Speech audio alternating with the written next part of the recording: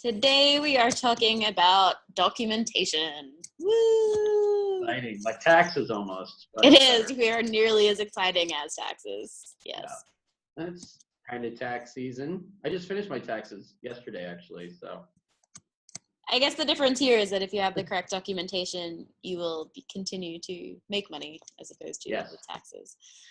So to continue on our conversation from the other weeks about documentation, lately what we have been seeing a lot of people being asked for is information about your future suppliers. So how exactly do you get invoices from people you're going to use in the future when it's not the future, it is the present? that's the present. The reason they're asking for that is because, and what I've seen lately is they tend to say, we think your plan of action is great. I mean, these are people suspended for, inauthentic or condition items, whatever it might be, but different item type of compliance. So they want to know who you're buying from the future. Hint, hint, you're not supposed to source the way you were doing it in the past because you were probably doing things like arbitrage or liquidations that resulted in lots of item quality complaints. Right, and this is usually after you've given them a POA saying that you aren't going to source from those places anymore. Right, which you were driven to do because you were getting too many of those complaints and they needed to see your changes, your improvements in the future. Whenever it's inauthentic, obviously, you have to address your supply chain, your sourcing. You have to improve your sourcing, probably by either changing suppliers or if you are doing arbitrage and liquidations, that sort of thing. They just don't want to see that kind of receipts and documentation. They don't consider that acceptable proof of authentic items. Right, so, which we've talked about before. So now what we're talking about is how do you get these future invoices? And the short answer is by buying stuff. You buy stuff from new and better suppliers. Yes. You're improving your supply chain documentation, but you're improving your sourcing. If it's going to be the same products, you have to get better batches of those products because whatever came before wasn't working. It wasn't working for you, them, or the buyers.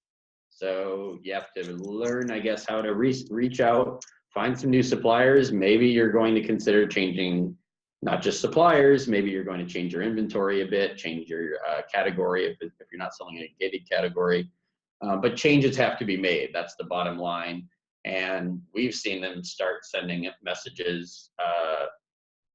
I don't know, did they have future in caps or was that just my mental imagination there? They've been I'm not sure. focused. You may have added that. I thought they had it in caps, but maybe I added that, to my memory. They want you to talk about how you're going to avoid these problems by improving your sourcing. Right. And so when they say that they want to see future suppliers, they don't mean that you move from Big Lots to Walmart. What they're looking for are invoices from manufacturers or invoices from verifiable distributors of the manufactured goods. So no more retail and no more unverifiable distributors because that has also been a problem. Yeah. So by verifiable, what we mean is, do they have a website? Or are they listed on the brand's website as an authorized distributor? Yeah. I know it seems basic to say things like stop sending handwritten invoices, stop sending, yellowed, folded over receipts, stop buying from people who don't have a website. I mean, this is sort of basic stuff. I still see people doing it. I'm not sure why. That era has sort of come and gone. Of course, in some edge cases, you might get away with this or that receipt being sent, this or that supplier that you're buying from who doesn't have a website, but that's the exception. That's not the rule.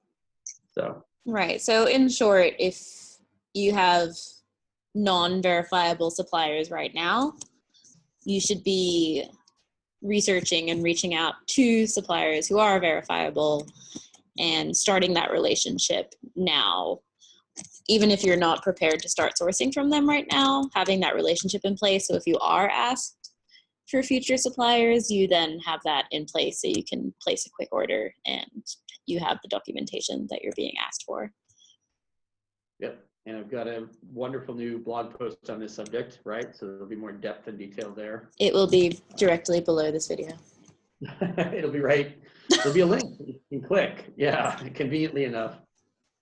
So yeah, that just kind of speaks to the latest trends I've seen in plans of action. They weren't necessarily in the past saying, hey, we love your plan, we hate your invoices, or we hate your suppliers. I mean, they were in other ways, but I didn't see a lot of language saying, we've accepted your plan, done, now show us the rest of it. Yeah, I mean, it's good that they are starting to separate that now, because before you weren't sure if it was the invoices or the plan. Now at least you know what it is that they don't like, and you can make the necessary improvements to get either the listing or the account reinstated.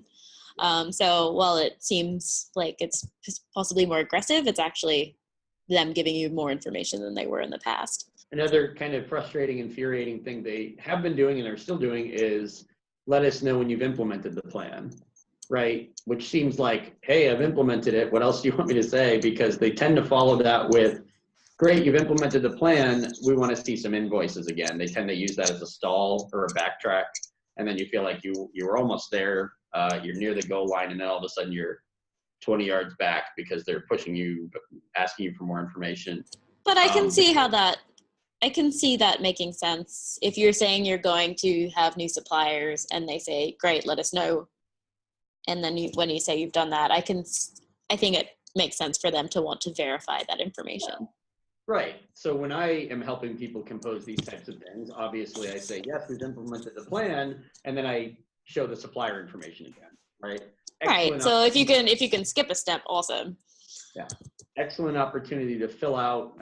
I wouldn't recommend adding useless content, but to fill out the rest of your page or your email by saying, yes, we've done the plan, maybe even a couple of bullets from it. Here are the highlights. We've already done these just to make sure you knew that. And then here's our supplier information that you could easily verify and confirm, which we've given you before, but here it is again, just to make it easy for you.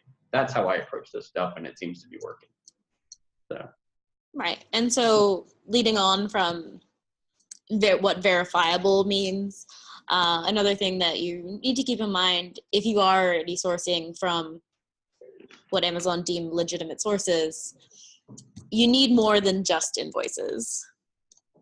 So again, now would be the time to be reaching out to your suppliers and getting things like letters of authorization saying that you are in fact an authorized reseller, getting copies of your wholesale agreement, which states that you are allowed to sell the items on Amazon. If you have those, yeah.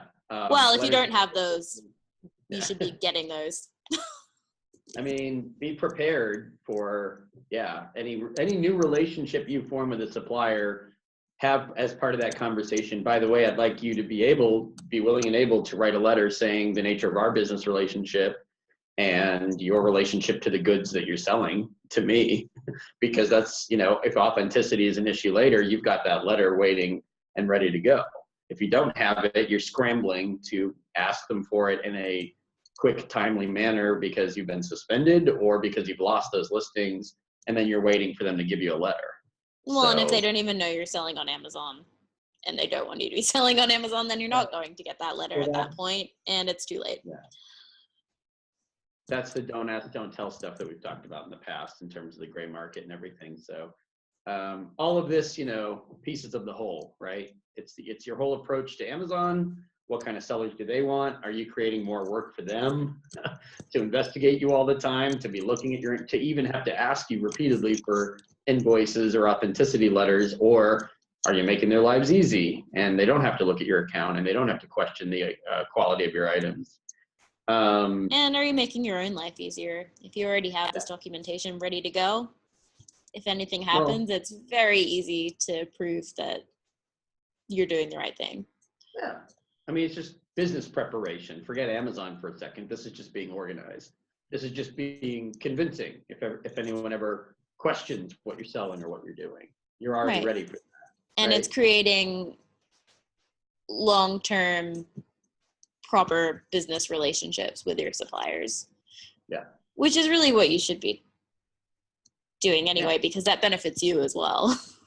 Having a long-term strategy and plan, not a short-term one, right?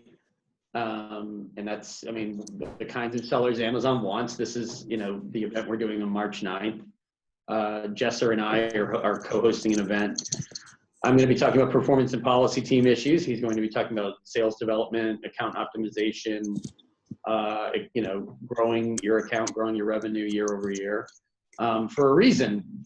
Jesser and I are interested in helping sellers, established sellers who are compliant with Amazon policies, who are interested in meeting the criteria that Amazon, whether it's, you know, publicly posted or not, the kind of criteria they want you to meet in terms of the ideal Amazon seller profile. That's what we're going to be focused on. And I think that's going to be a topic that's going to become even, I mean, it already has become a topic that's more and more important. It's sort of shift from what can you sell on Amazon to who is Amazon going to allow to sell. Yeah. And we're seeing that with pretty much every action that they've taken in the last 12 months. Yeah.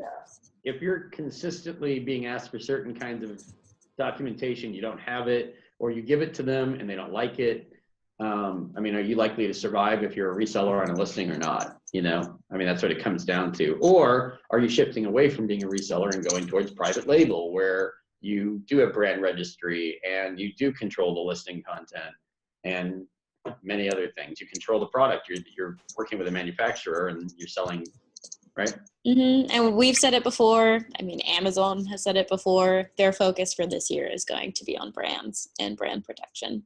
Right. So if you're not a brand, or you're not helping in the protection of the said brands, they're not going to be kind. Right. The two major initiatives, again, whether or not they've been shouting this from the rooftops or not, which basically they have, but anti-counterfeit policy and brand protection, right? Those are the twin goals for 2017 based on daily work and everything I've seen so far. So if you're doing the reseller, gray market, whatever you're doing, you're on the wrong side of that equation on both scores. You could be accused of counterfeit and have trouble coming up with documentation that proves you're not selling fake or inauthentic items. You have to be convincing about it. You can't just send something and hope for the best. You have to be able to show them and demonstrate it across the board, overwhelm them with documentation, overwhelm them with evidence. Yep. And the other side of this, if you are a brand owner, take advantage of these protections now. Get on that. If you don't have a trademark, get a trademark. If you don't have brand registry, get brand registry. Go for brand gating if you think that's necessary for your brand. Now is the time to strike, because now is the time that Amazon are focusing on these initiatives, and it's the easiest that it's going to be. Yeah. Strike while the iron's hot. I mean, you got to follow the trends with Amazon, and you got to plan for the future a little bit. At least start doing some private label, and don't be 100% dependent on the reseller stuff, because reselling isn't what it used to be. You're assuming a large amount of risk if you start expecting this year to look like last year. It's not going to work that way. So. And a large majority of the top sellers on Amazon are, at least in part, private label. Yeah. Yep. Reading the tea leaves. I guess what? I'll be in Seattle, and there might be a cat walking across my keyboard next time, right? Yep.